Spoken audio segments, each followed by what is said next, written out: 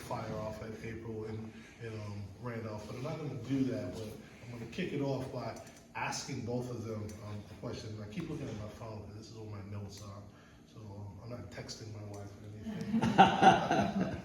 But we saw the folks in here talk about how solitary confinement impacted them psychologically, emotionally, and so I wanted to ask both of you if you feel comfortable with talking about how the time that you may have spent in solitary confinement impacted you mentally, emotionally, as well as physically.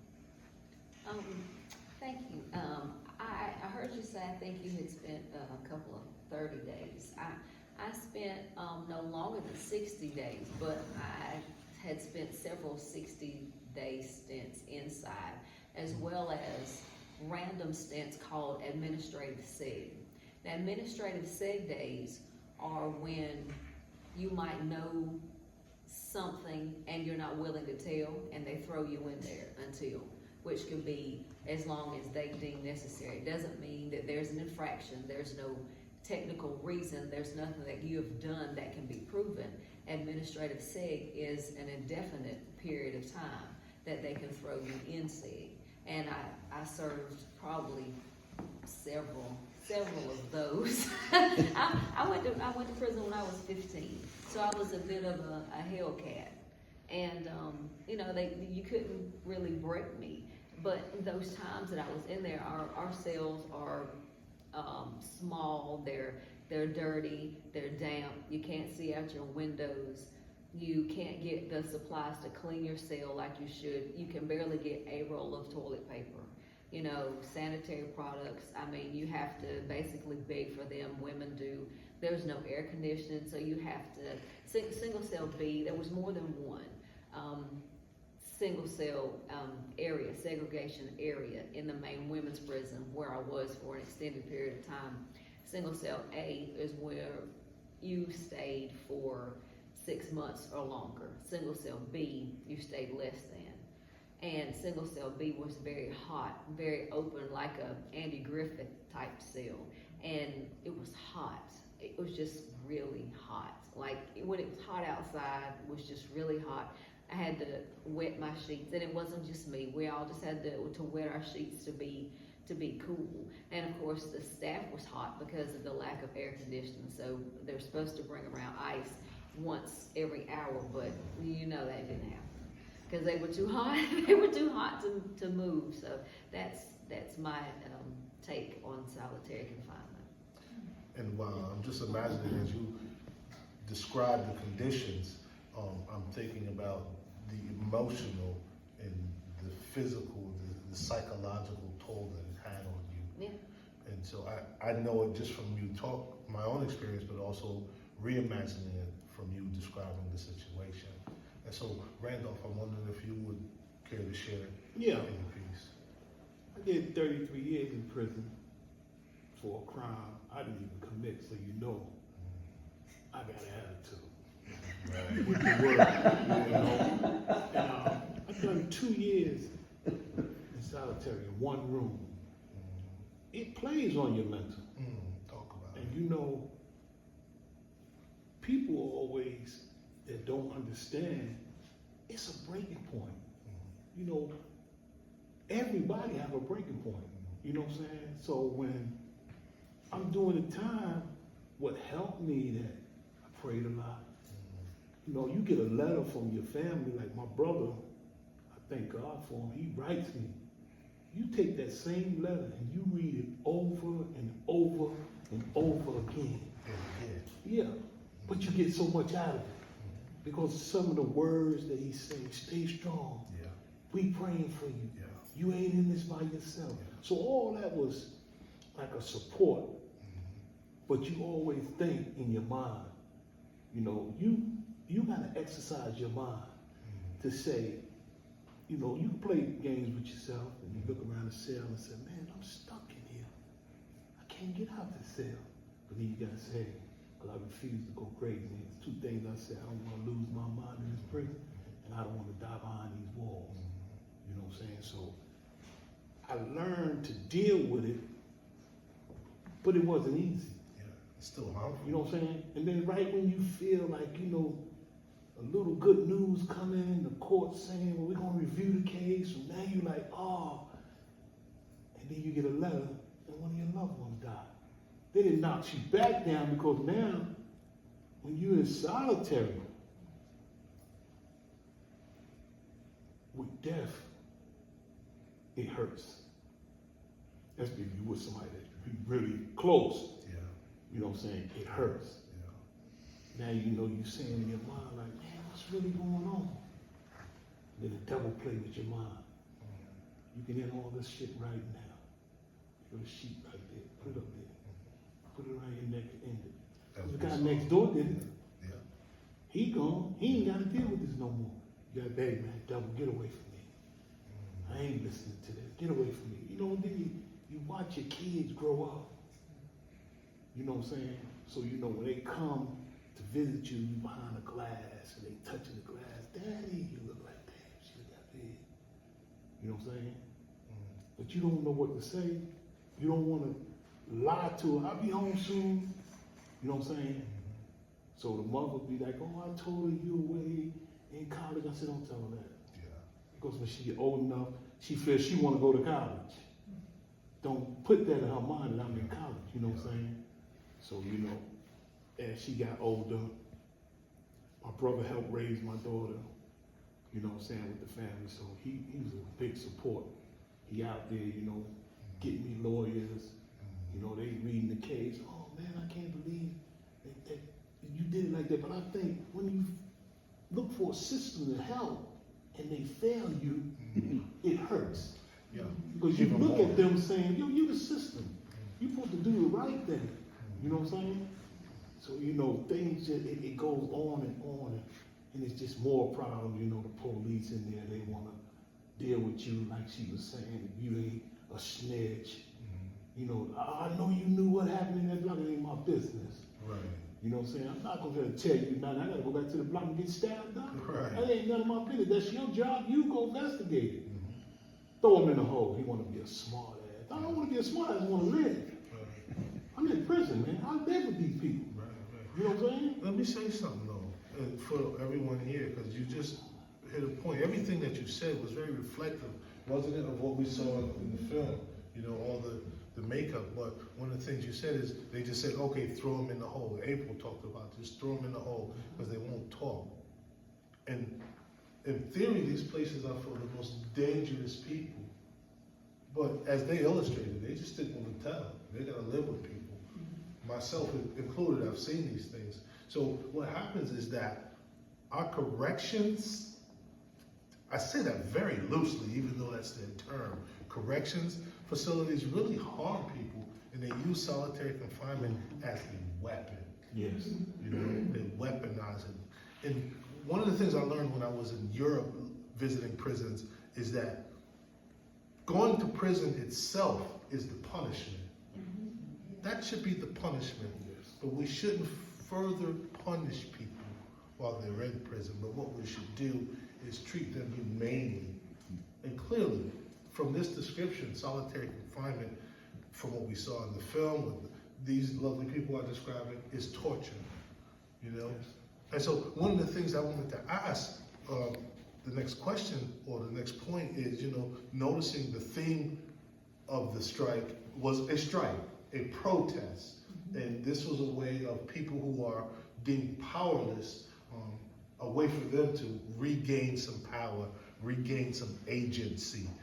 And so I'd like to ask both of you if you can remember a time when you were in solitary confinement or just doing your time in the penitentiary, but particularly solitary confinement, where you did something to resist the system, something nonviolent, something that allowed you to regain a sense of agency, a sense of who you are, and not this number, not this item in a system, but able to just say, I am me, and this is why.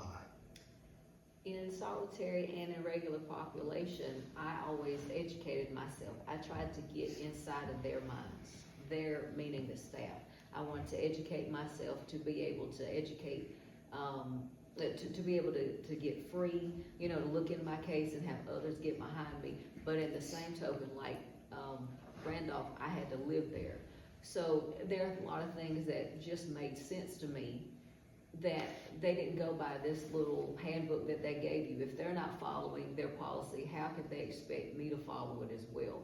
So maybe there were certain demands that several of us long-termers, people that had a long time, we would say, you know, this, you know, we should be able to have this, whether it be an extra pair of tennis shoes, an extra pair of underwear at some point. And I can't say that I'm friends, but I do talk to several of the wardens at the prisons where I'm actually on a couple of different boards and stuff. And we've told this story before. We as female, we wanted 10 pair of underwear.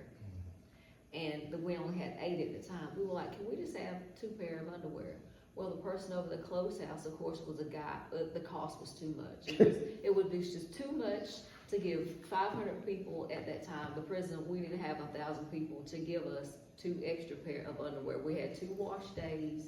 You know, things go on in women's lives. We were like, we just want like 2 pairs. We want to be able to wear 2 pair of drawers a day. Is it too much? So we got every long-term we could find, even the ones that said, you know, I don't want to get involved, but if you write something, I sign my name. So we got maybe like 50, 60 grievances together, wrote the same thing. We want to have 10 pair of underwear, 10 pair of underwear. They started getting flooded with all these grievances and stuff. And they were like, man, damn, how much? The warden said, listen, just said, because she listened to us when we got together, the long-termers, because she said this was our home. We rarely bought the system, but when we spoke, they listened to us because we rarely wanted something. We wanted 2 extra pair of underwear. Big ass gray drawers, that's all we wanted. That's all we wanted. So she talked to the guy at the clothes house, said, man, how much more would it be? She told me the story. She said, how much more would it be to get 2 extra pair of underwear? And so they calculated it in the state budget, probably took away from one less staff appreciation dinner that they seem to have every month. And we ended up be able to get 10 pair of underwear because of that. That's the right thing. Wow. Yeah, but you know, it's a lot of things that when I first fell in the system, and I'm looking at this movie, when they protest and stuff like that, those guys back in the days was more union. They stood up, and the administration realized we got a problem. You know, when something like they work all day in the farm, the cow don't even tell them you get potatoes and all that stuff out the field, 100-some degree, and they work all day, they want to eat something good. You ain't gonna come in there and just feed them. And when they don't do it, they don't go to work. When they don't go to work, then the superintendent wonder like what's going on. But they was more chain gang guards. And they gets it right. But you shouldn't have to do all this to get something right when you already know that, you know, most of the things in prison, they running these enterprises. You know what I'm saying? We make the clothes, make the police uniform, we do the food, do the tags, we do all that. And I mean, you know, they making eyeglasses and everything, so it's a big enterprise, they making money. So why they don't just sit there and say, okay, you know, I'm working them for $1 a day or 20 cents an hour. These guys faithfully going to work and working overtime. You know, and then they just say, you know, we just want a good meal on Christmas. We just want some good meal on Thanksgiving. You know what I'm saying? So, you know, it was like, it's like the system now, it had failed so much because I'm thinking it's just so, you know, they playing a different type of game now. Like this solitary, they don't do it like they were saying doing it for violent people, they just doing it for people. You know, hey, you know what happened, someone's doing it, I don't know nothing, man, throw them in the hole. And then they say in that 30 days, they come back, you want to talk, and get away from my cell, okay, leave me back there 30 more days. So, you know, you build up and you say in your mind, man, you extorting me. You professionally extorting me. I mean, you really think that this is cute, and it builds up anger. And then it makes you be mad, and it's bad, because now you mad with everybody with a uniform. But most of them with a uniform ain't had nothing to do it, but it takes one person to do it, you see them do you like that, and you feel like, yo, these people, that's what you say in your mind. These people. I can't believe they're extorting me like that. You know what I'm saying? Different things, you know, food is shortening. And then that leads to like cyclical behavior, and you start lashing out to the people in the uniforms. Yeah. Then you get more time. So then you get trapped in a system that's not meant to help you do better. And that makes you stay in there worse more. You know, make you catch more charges. Yeah. You know what I'm saying?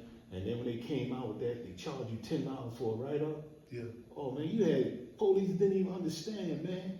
You messing up people's lives, writing them up for little stuff. You know what I'm saying? And they just make up stuff. Yeah. No, I told him to go this way. I don't even remember speaking to you, man. Put handcuffs on him, lock him up. Yeah. That's how they was using they said. Yeah. You know what I'm saying? And then when you stay back there long enough, it plays on your mental. It sure does. You know what I'm saying? Let me tell you just real quick, as he says that, I spent 2 30-day sentences in solitary confinement in New York, and it was just for saying something, you know, to somebody else that I guess was in regards to maybe a protest, and they put me in there. But after 5 days, maybe 5 days, I started hallucinating, to your point. You can always tell the people when they had spent a long time in SEG and they come out to regular population, when they would go to the dining room, you could see the anxiety. You could see it rise in them because they had been in a box for 30 days, 60 days, and then you come out and it's all this noise. It's like this one sits here, this student sits there, go there, you get meds, and you could just see them kind of, you know, just looking, they're very anxious. You could just kind of see how it had played on their mental health. Kind of to Jack's point in the film when he said he got out on the main yard and all the movement played on. The noise, the lights. They do. But then think about this, and I know you've just come home not long ago, bro. Been home now going on 7 months. Yeah. So I'm think learning about a lot of things now. Like he was saying, it's true. It's like you was lost, you know what I'm saying? But you know, I got a team. Did you come home from the box? No, I came home from Hillsborough. Imagine somebody coming home from solitary Oh confinement. yes, so that'll be even, you know, yeah, that one really. Released right from there after 7 months, 7 days or whatever. Boom, right back out here. Here's a phone. You know, go get a job. You know, get on the train. Well, Blah, I blah, was blah. released right at the end of COVID, so they were busy doing still some mask restrictions and stuff. And some people I know that were released during COVID, they were like they had spent 20 years and he couldn't go anywhere. So he was still in SEG because he couldn't leave because of COVID. It was like, oh, well, get out after 20 years, I can go do this and that, and couldn't go anywhere. So that added extra. But I have a story about solitary confinement. I told it the other day. It has to do with there was a husband and wife correctional officers. They were both really nice. She worked on segregation, so I knew her well. And when I was on regular population, I knew him because he was the one that had the key to the yard. So I was like, you gonna open yard, you know, because half the time we be ready for yard and stuff, and they'd be like, they ain't enough staff. There's always some reason why they couldn't let me outside. And so I talked to him a lot because he was the one that had the key to open the gate for me to go to yard. That was my buddy. So someone in SEG hung themselves. This is the lady. And when she came to regular population one day, it was shortly thereafter, she was like, April, I was the one that got her down. So over time, I mean, she took some time off, and then we didn't see her. And so I was like, yo, you know, where's old girl at? I haven't seen her. And he said, she's just having some trouble. She's got some PTSD. Like, she's worked there for years. Very nice couple. And he starts telling me, he's told me a story, because they got to, when you were there for a minute, they would tell you about their lives. They weren't supposed to, but, you know, there was a human side to some of them. And he said that she would be in the car, and when it was time for her to get out, to go to the store, go to the gym, she just couldn't get out of the car. Her mind wouldn't let her. Wonder why she never came back. She eventually left and started drawing disability for PTSD. She never came back because of that. So just imagine if this was a career and a job for this particular person, then the person in the cell beside the person that hung themselves, it's just exactly like that. A wellness check and nobody's there. So just imagine how that person felt, you know. And so everybody in the prison systems are being harmed, especially folks who are in solitary confinement. especially the guards who are working there, as well as the men and women that live in those conditions. And people who live in solitary confinement, as well as the people that work there, have increased rates of health failure,